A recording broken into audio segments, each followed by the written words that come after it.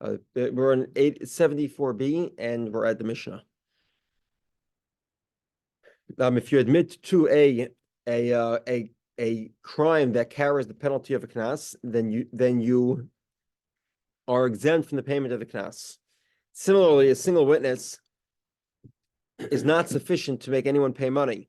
So therefore, if one witness says he stole or slaughtered it, then there's no end of it. He pays kefil. Kefil is the principal, plus a double payment, and that's because he stole. He's a regular thief. However, he does not pay 4 and 5. He stole and slaughtered on Shabbos or for idol worship. He stole from his father, then his father died. Now he's a part owner in this animal.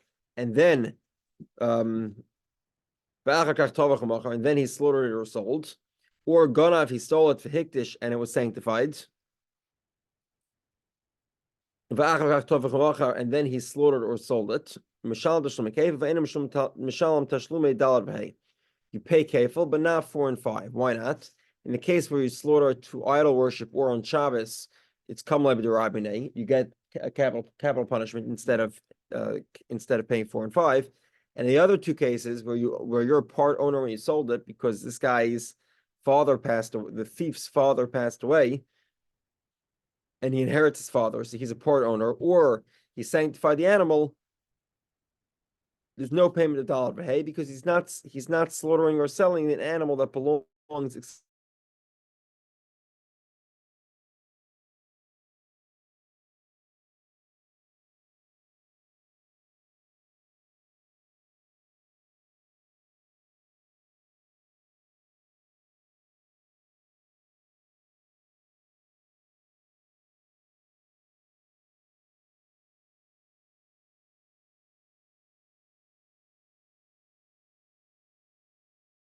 In that case, he would pay dollar v'hei. Otherwise, he would not. And I'm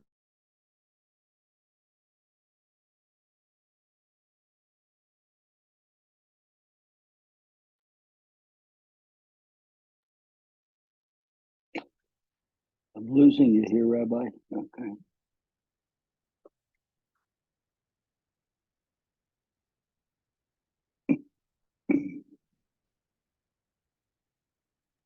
I think we lost the rabbi. I think we lost the rabbi, yes. I could. Yeah. I'm not sure why that timed out for a moment. Okay. Okay. Okay, next continues. We're at the Gemara on 74b. Al pi echad pshita. Okay, now is really where we begin the topic of today. Al pi echad. A single witness says you slaughtered or sold the animal. You don't have to pay 4 and 5, and that should be self-evident, because a single witness is not sufficient to constitute evidence under Torah law.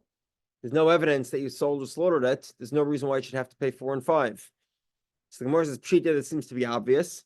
Amri hakamash malon al pi atzma dumi dal pi echad ma pi echad ki asi echad mitzaref ba'adei mechayev al pi atzma nami ki asu edem mechayev. Okay, this is the important point. Let's say you have one witness. This is a debate, by the way, but the halacha follows the opinion that says that if a second witness comes, then you'll have to pay. So in other words, if one person comes to court to testify, we accept the testimony and we wait for somebody else to come and give the same testimony. If somebody else joins him, then he would have to pay 4 and 5. So general, whenever the court is going to close up session, we give a certain window and that's it. Yeah, and once that window closes, we don't accept any other testimony, and that's Raya Achroina, which we discussed not that long ago. The halacha follows of Shimon Gamliel in everything except, does not follow Shimon Gamliel in anything except for one of that scenario where basically Shimon Gamliel says, give a time limit. It's 30 days, I think, whatever it is. 30 days to bring witnesses that you claim that you have, and after 30 days, even if you have them, we don't accept them. This is a little bit contrary to normal practices. What do you mean? That the witnesses should come together. Yes, it's machlokes. It's according to one opinion. If one witness testifies first and then a second one does, it does not count. There's another opinion that says they could combine. But generally speaking, yeah, normally witnesses should come together. Okay. Okay, so now if one witness comes, then a second witness joins him. What are we saying? That that he would have to pay. Similarly, if a guy admits to selling or slaughtering, and then two witnesses come and say, we know that you slaughtered or sold it, just like when one witness comes to one, we say you have to pay. If two witnesses come after he admitted, you also have to pay. And this is la'afuki mit Rav Huna. This is contrary to the opinion of Rav Huna, and this is really the subject of today. Rav Huna says in the name of Rav, if you admit to a penalty, and then witnesses come, Potter, you would be exempt.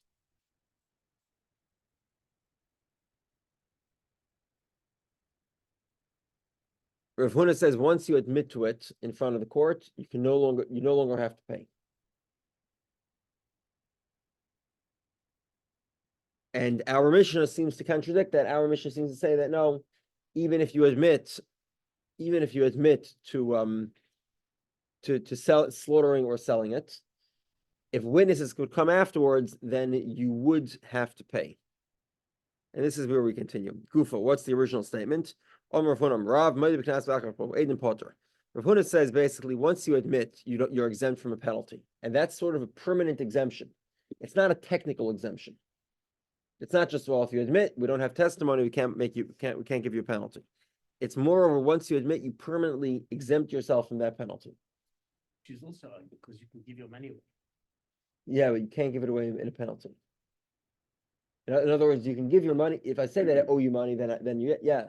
But if I say that if I say that I want to pay a penalty, that you can't. You need a court to inflict a penalty. Yeah, by definition, you can only admit that which you owe. A penalty is not that which you owe. Okay, so again,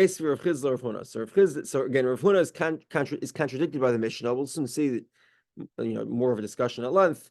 Maybe it's not so simple that actually the Mishnah contradicts, but we'll get to it. Rav Chisda says to Rav Huna, there was a story of Rav Gamliel, Shasima es ein Tavi Avi. If you're learning Daf Yomi long enough, you probably remember Tavi. Tavi is the indentured servant of Rav Gamliel. Rav Gamliel used to say he was an Eved Kosher. He was a very dignified servant, and he treated Rav Gamliel very well. Anyway, apparently one day Rav Gamliel accidentally blinded him, at least in one eye.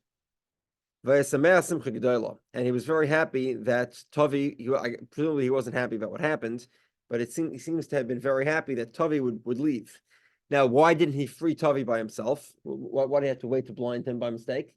The answer is because it is prohibited to free slaves needlessly. There has to be good reason to free him. So he was happy at least that, even though Tavi is now blinded in one eye, at least he would be free. Motzler Bishua, so he found Rabbi Shua. Amar he says to him, don't you know that my slave is going out free? Amar so he says to him, Lama, you're not allowed to free a slave, so how exactly is he going free? Amar so Gamliel says to him, I blinded him by accident. Amar so Bishua says to him, Ein b'dvaracha klum. Actually, he won't go free. Shekvar ein le'edim. Because there are no witnesses. Okay, now let's examine this. Hayesh le'edim. Let's say Rabbi Shua knew that there were witnesses. Chayev, then he would be obligated to free him. But hold on a second. But over here, he already admitted Rabbi Yeshua was the leader of the court. Rabbi Yeshua headed the court. He just admitted effectively in court, because Rabbi Yeshua is the leader of the court, that he blinded his slave, and freeing the slave after you blind him is a penalty. Obviously, the entire value of the slave is presumably worth more than the cost of whatever action you inflicted on him to justify his release, whether he took out an eye or he took out a tooth.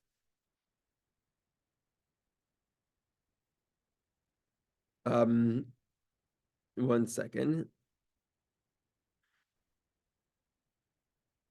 Okay, and Vishamina, we see from here, you admit to being required to pay a penalty, and then witnesses come afterwards, chayev, you're liable. Amrulay, so Rav Huna responds to Rav Chizda, this is not a question on my opinion. In other words, Rav Huna is saying that if you admit and then witnesses come, you're exempt. Admitting is a permanent exemption. This Gemara seems to contradict that. So Rav Huna says, no, it's not a question. This was not an admission in court. And the statement of Rav Huna that an admission is a permanent exemption, that's conditional that the admission is made in court. So Gemara says, what do you mean? Rabbi Shua headed the courts. So Gemara says, you're right, but Shaloi Bezdin. We're top now of 75a. He didn't make the admission wasn't made in court. And therefore, it doesn't constitute an admission in court. And therefore, you'd be permanently exempt. Now, there's a slightly different version of this brisa. Instead of Rabbi Shua saying, well, there are no witnesses, Rabbi Shua says something else. Valtanya is another version of the brisa. Rabbi Shua says to Rabbi Gamliel, not going to work. Why not? Shekvar Hadisa, you've already admitted to it. My love, okay, what does that mean? Presumably, you already admitted, meaning that agreeing with Rav Huna, there's a permanent exemption for admitting to a crime. When you admit to something, you're permanently exempt of the consequence. So this would seem to be right along with Rav Huna. My love must be Tanoihi, it's Machlagis Tanom.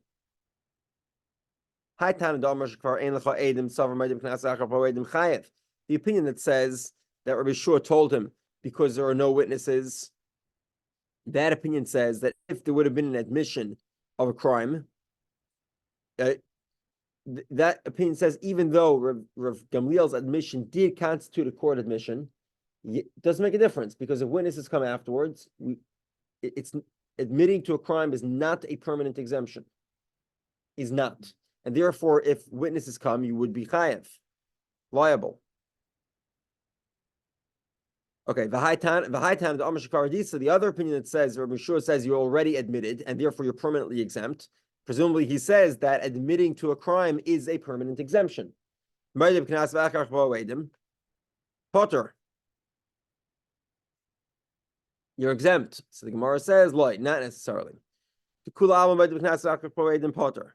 Everyone says admitting to a crime and witnesses come afterwards, Potter, you're exempt. This is a debate. One second.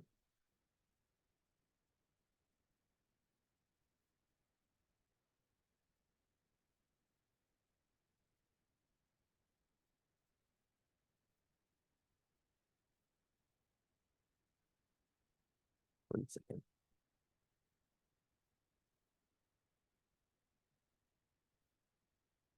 All right. In other words, everyone potentially could disagree with Rav Huna. Everyone says that admitting to a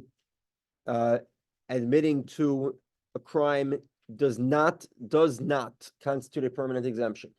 You're not permanently exempt, and therefore, if witnesses come afterwards, you would be liable. And that's the first brisa where Rabbi Shua says there are no witnesses. What did he mean? He means because if witnesses do come, then Tavi would be freed. However, this is a debate. I'm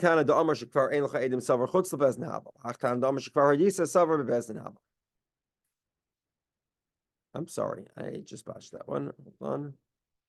One second.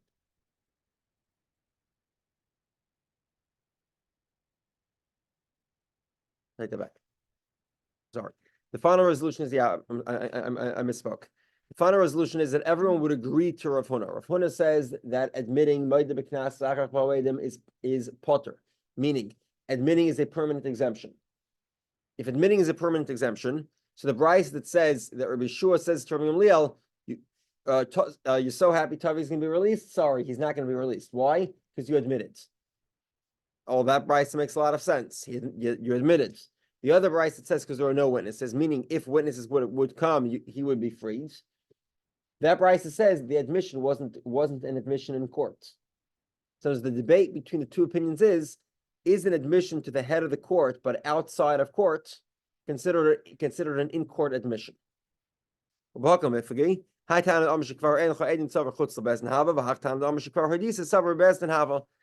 the debate here is, was this a court admission or not? If it was a court admission, you're permanently exempt. If it wasn't, then if witnesses come afterwards, he would be chayav. Okay. He would be chayav in the sense that he would be lose his obligated slave. to free his, he would He'd lose be his slave. obligated to lose his slave. Correct. He wants that. Correct. So does the slave. Presumably. Okay, so. Yeah.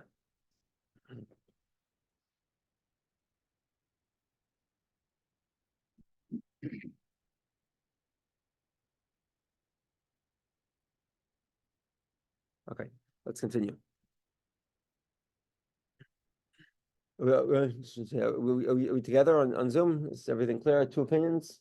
We'll get to a third opinion very soon. That one's much more like nuanced. Okay. Itmar.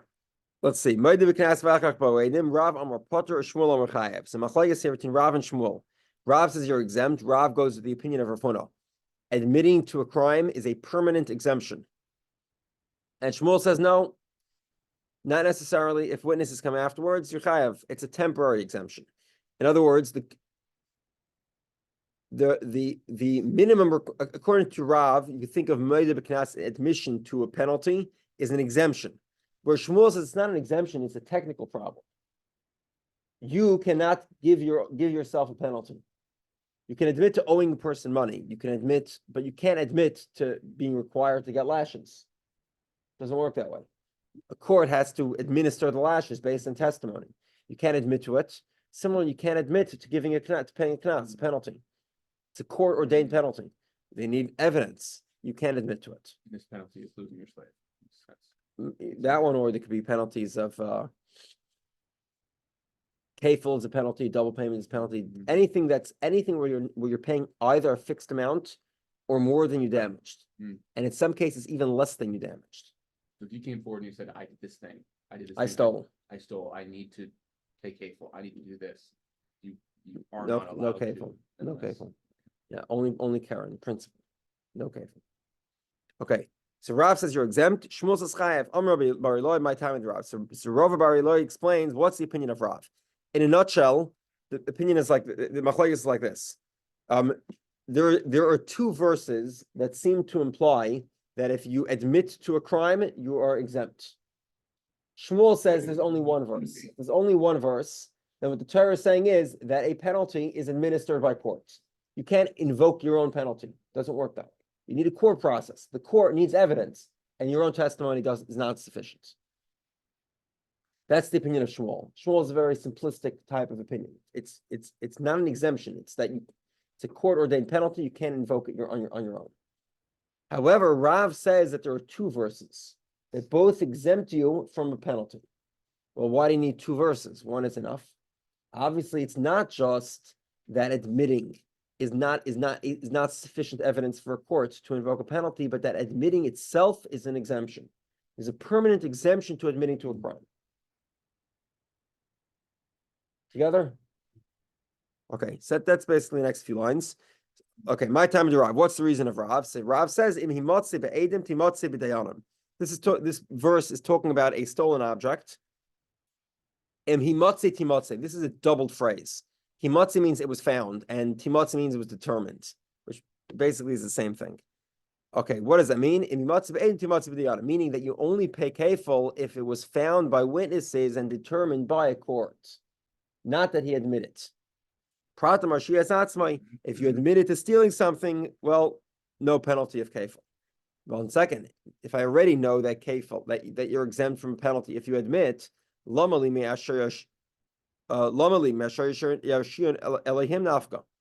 verse states, Asher Yashiyun Elohim, meaning that which the court will declare as wicked, i.e., the court declares a robber wicked based on the testimony of witnesses, specifically the court, right? But not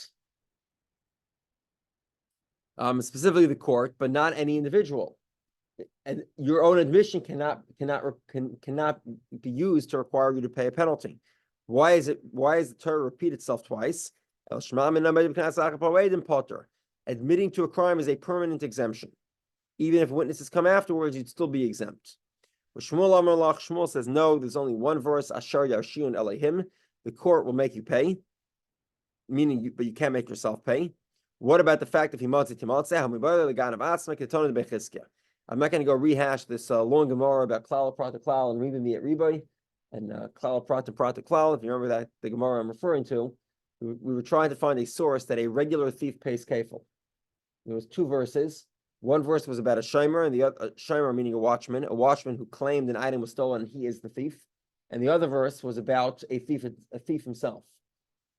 And that verse told us that a thief actually pays kefil because the thief cannot be learned from Tayin Ganav. And I don't want to go back to a very long, complicated Gemara, but in a nutshell, that was what according to Shmuel, that's what the verse refers to. And therefore, there's only one verse. And that verse tells me that you cannot invoke your own knas. You can't invoke your own penalty. However, if witnesses will invoke it for you after the fact, then they can, and you would have to pay for it. It's not a permanent exemption. Rav asks Shmuel, it's an interesting scenario here. He sees witnesses about to come to court. Now, keep in mind, by the way, a thief here, right? As we explained in the past many times, a thief here is a thief of the night. So it's very likely that nobody knows his identity, right? If he's stole by day, he's a mugger, and then he doesn't pay kefil anyway. He's a gazlan. A gazlan does not pay kefil, only a ganav. So it's very likely he stole it. What happened most likely is that he stole at night. Nobody knows who stole. And one day he sees people looking at him. He gets his eyes from a bunch of people, and then he sees those people walking to court. And he gets the hint about what's going on. So he quickly runs ahead in front of them. He runs into court. He bangs on the table, and he says, "Here I am. I admit. I stole the item." So he sees the witnesses. He probably knows that these are the only two people that saw him stealing, and they're coming to court. They're going to court. So he runs in and he says, "Ganafti." He says, "I stole, but I didn't slaughter or sell it." Ein mishalem ela karen. He only pays karen, principal, Because he admitted it. because he admitted. So the Gazlan, A gazlan is a mugger. the mugger. Is a mugger, a guy who walks right up to you, knocks you to the floor, and steals your wallet. Yeah. He does not pay kefil. He does not have the laws of Zalaveh. The reason for this is that a ganav is considered more insidious because a gazlan is a sort of a problematic individual. He's not afraid of anybody, whereas a ganav, a thief, he's afraid of people, but he's not afraid of God. Ooh, okay. And therefore, the ganav has to pay this kefil, and if he steals an ox or a sheep and slaughters or sells it, he pays $1 v'hei, 4 or 5. Okay. So just quick review. So the head of the court came forward and said, "I blinded my servant. I want to set him free now," and they are now bringing previous. No. And that's the end of the previous. That was a previous discussion. Oh, New Gemara, new attempt at evidence. I shouldn't use that word. New attempt to prove the point of whether or not a admission is a permanent exemption or not. We're trying to bring a new attempt. okay. What happened was there was an attempt at that. that was a previous attempt to try to prove this point, and now we get to a different attempt. Okay. We'll come back to it soon. Okay, so what happens? We're trying to prove the point of whether or not a admission is a permanent exemption or just an exemption for the time being. But if witnesses come afterwards, you would have to pay. Mhm. So what happens? There was a robber, nighttime robber. He knows the only two people who saw it are Reuven and Shimon. And he sees Reuven and Shimon walking to court, so he runs ahead of them and he admits. But he says, "I did not slaughter or steal it." By the way, he did. The thief, not only did he steal it, he slaughtered it. And it was an ox or a cat or a sheep. He would have to pay 4 and 5, but he doesn't admit to slaughtering or selling. He only admits to stealing. And the witnesses come and say, "Not only did you steal it, but we know that you slaughtered it as well." Doesn't make a difference. He only pays karen. He admitted. He pays karen. He pays principal and nothing else. Okay, what does it seem to support? It seems to support the opinion. 1 second.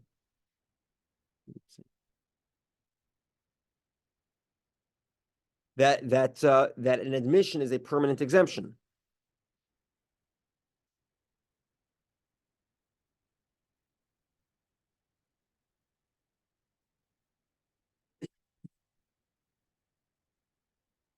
Okay,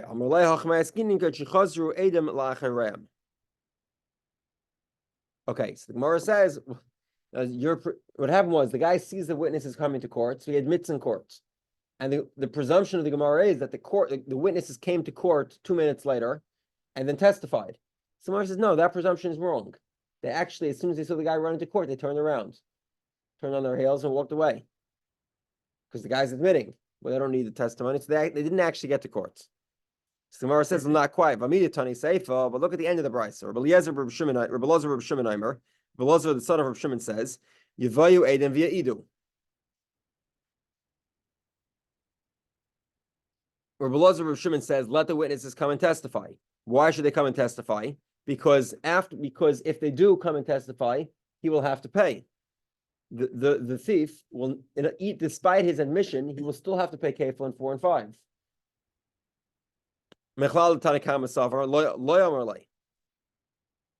Evidently, the first opinion disagrees. I'm sorry. The first opinion says that even if they come to court, the thief would still be exempt because his admission constitutes a permanent exemption from the penalty. So Shmuel, so the Gemara says you're right. It is a question on Shmuel. However, Shmuel would argue back and he would say, Lavik Rabbi Elazar Rabbi Shimon, the Koik Havasi. I know the Amr Rabbi Elazar Rabbi Shimon. You're right. You have two opinions, and I go with one of your opinions. It's not a question. You can't ask a question on me if there's a debate here, and I'm going to go with that opinion. So where says you're right? L'Shmuel v'Ada Tanoi. According to Shmuel, it's a machlokes between Rabbi Elazar Rabbi Shimon and the rabbis, and Shmuel is going with the opinion of Rabbi Elazar Rabbi Shimon. However, Rav, who says it's a permanent exemption, Rav could argue that this is not a machlokes Tanoim. Okay, how can Rav, who says it's a permanent exemption, fit with Rabbi Elazar, who seems to imply that you would have to pay after the witnesses come? I can go also with Rabbi Elazar Rabbi Shimon. At kan like Rabbi Elazar Rabbi Shimon hasam elam shin come by the machnas be isusa de edim. Abhachan by the machnas atzma and Rabbi Elazar Rabbi Shimon maida. Okay, so Rav here adds an interesting feature, and this will lead us right into the next Gemara. Okay, so there was an admission in court, but this Rabbi Elazar Rabbi Shimon argues that even though it could be normally, he agrees to Rav that an admission is permanent; it's a permanent exemption. This does not constitute an admission. Why not? Because the guy didn't really admit; he admitted because he saw the witnesses coming. Doesn't constitute an admission. An admission is only when otherwise you were unafraid and you went ahead and admitted.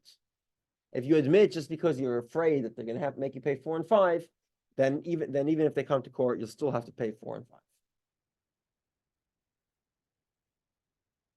Almost, but not like an admission under duress. Yeah, exactly. So the sort of admission has to be really a voluntary admission. If you don't volunteer the information, then we're not going to rely on your admission for anything. The Torah exempts you when you otherwise would not have paid. That's really the critical idea. How does one gauge that? How does one judge that? Okay, so now this one is more complicated. I'll agree with you. It's much more subtle. How do we know that? Yeah, the truth is we don't really know. And well, in this case, after the fact, we really understand why, right? The witnesses do come to court. They testify the guy's a robber. Everyone understands that they were coming. The guy just ran ahead of them. It's pretty obvious. And that's where Rabbi Elazar is saying that if your admission has to accomplish something, meaning, how do you say this? Your confession results in you paying something you would have otherwise not had to pay. Your confession accomplishes something, and it results in you having a payment that otherwise you would not have made. But over here, otherwise you would have made the payment. Look, because 2 minutes later after you walked into court, the other witnesses came in and they testified. So this is not a confession. This is a guy who's exactly. It's a preemption, as Steve says. It's a preemption. It's a good way to describe it. So therefore, that doesn't constitute admission. You're exempt. And now we'll take this a little bit less extreme, but similar logic. This is really the third opinion. So right now we have two opinions. Opinion one that says, you admit to a penalty, permanently exempt. Even if witnesses come, still exempt. And now we have another opinion that says, no. Actually, if you admit to a crime, it's a temporary exception. When witnesses come, then you'll have to pay. And now we get to the third opinion, which is even in the opinion that says it's a permanent exemption. But this is only where your admission accomplishes something. Let's explain. Amar Rav Hamnuna. Rav Hamnuna says, "Mistaver milsa derav ba'omer ganafti ubo edim shaganav." Where a guy says, "I stole." Okay, if he says he stole, then what does he have to do? He has to pay the principal. And then a week later, witnesses come and say that he stole. Potter because he required himself to pay Karen. He obligated himself to pay the principal. But if he says, I didn't steal,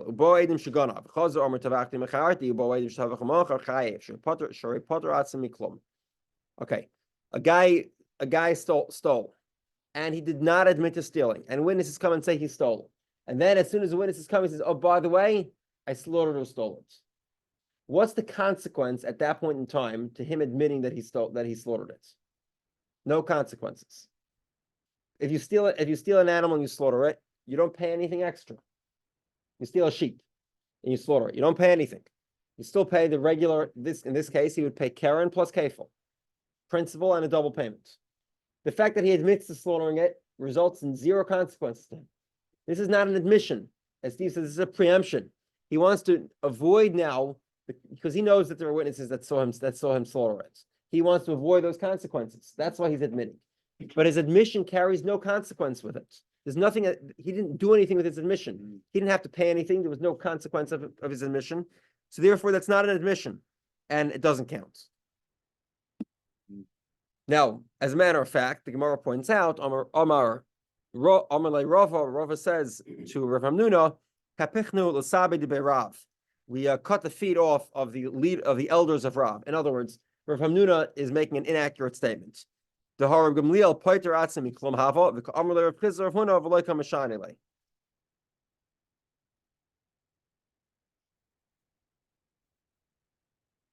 Okay, the Gemara says because we spoke about Rav Gamliel, right? Rav Gamliel says, "I'm so happy Tavi's going to go out free." He admitted, right? According to one version of the Gemara, this admission is proof positive. And actually, Rabbi Yeshua said you're not going to be able to free him because you admitted, according to the second version of the Bryce. And this is proof positive that an admission is a permanent exemption.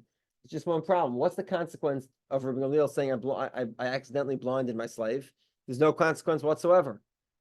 There's no consequence to that admission. So therefore, this doesn't prove Rav's point at all. The fact that nobody even mentioned it as a counterpoint when they brought up the argument is evidence of the fact that actually this is the statement of Rav Hamnuna is incorrect. So this slave is free. What was that?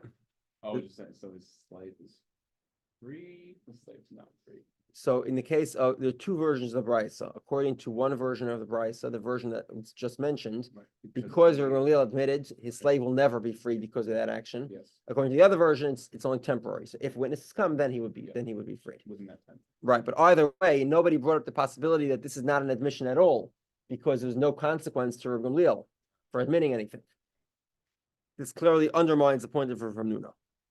Okay, however, nevertheless, Itmar Nami Amar Rav Barabba Amar Rav Yechanan. Rav Barabba says in the name of Rav Yechanan, Ganafti Ubo Edim Shaganav. A guy admits to stealing, and then witnesses come and say he stole. Potter, he's exempt. Shreichayev Asim Bekeren. He's exempt. Why? Because Moed Beknas admitting to a crime is a permanent exception, but Shreichayev Asim Bekeren. That admission must have a consequence. The confession here has a consequence. You have to pay Karen. You have to pay the principal. Avul Amar, but he says, Loi ganav ubo edim shaganav v'chazav v'amar tavachti macharti ubo edim shetavach machar chayav shepoter atzim miklum. However, if he denies the robbery, two witnesses come and say, by the way, you're the robber. And then he says, you're right, I'm the robber, tavachti macharti, sold or slaughtered the ox or the sheep. Says Rabbi Yechanan, this does not constitute a confession because there's no consequence, and therefore, if witnesses come later, you would have to pay 4 and 5. Which, in other words, basically the opinion of Rav Hamnuna. If Yechanan agrees with Rav Hamnuna, he even despite the fact that Rava claims that Rav never said it. So again, we really have 3 opinions here, right? One opinion says admission is never permanent. A confession only constitutes a temporary exception. Another opinion says admission is always permanent. You're always exempt permanently. And the third opinion says it goes largely with that second opinion. In other words, their admission is a permanent exception, but they redefine the terms of admission. What does an admission mean? A confession with consequences. That's the new definition. Okay. We'll start. I'm not sure how far we'll get, but we'll start next Gemara. This is continuing right along on the same subject. Amar Vashi. Masdisin u'brais anami deka. We have proof to this opinion, this novel opinion of Rabbi Yochanan and Rav Hamnuna, which argue that in order for admission to be a permanent exemption, it needs to be a confession with consequences. We have proof of this from a Mishnah and a Brisa. Masdisin, what's the Mishnah? Our Mishnah. He stole with two witnesses, and then he said, and then the witness that and then stealing and slaughtering is either a single witness, or his own admission. He pays kefil, double payment, but doesn't pay 4 and 5. Gemara says,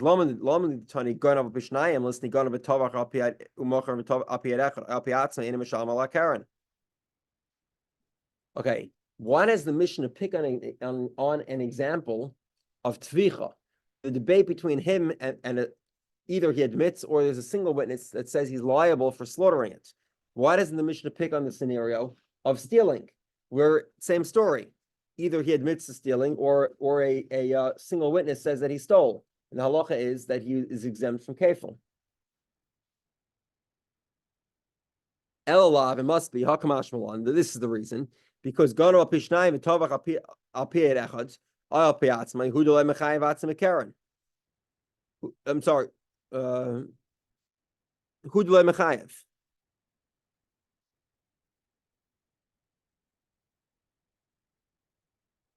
Hudolei mechayev atzim keren hudam min al piyatzmai al piyed echad. Okay,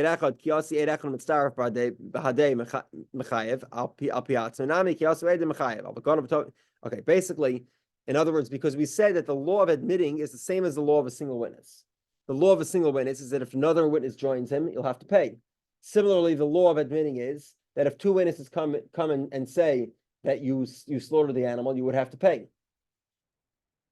Okay, why does this make sense? If you're of the opinion that says that Moed B'Knas is a permanent exemption. The reason is because the admission of tficha is not an admission, because there's no consequence. Because there's no consequence to the admission of tficha, therefore, if witnesses come after the fact, that's when we'll say that you're permanently that you're liable. But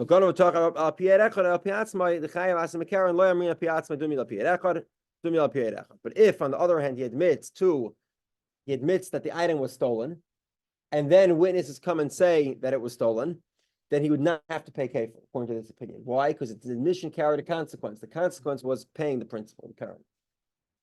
I'll continue tomorrow.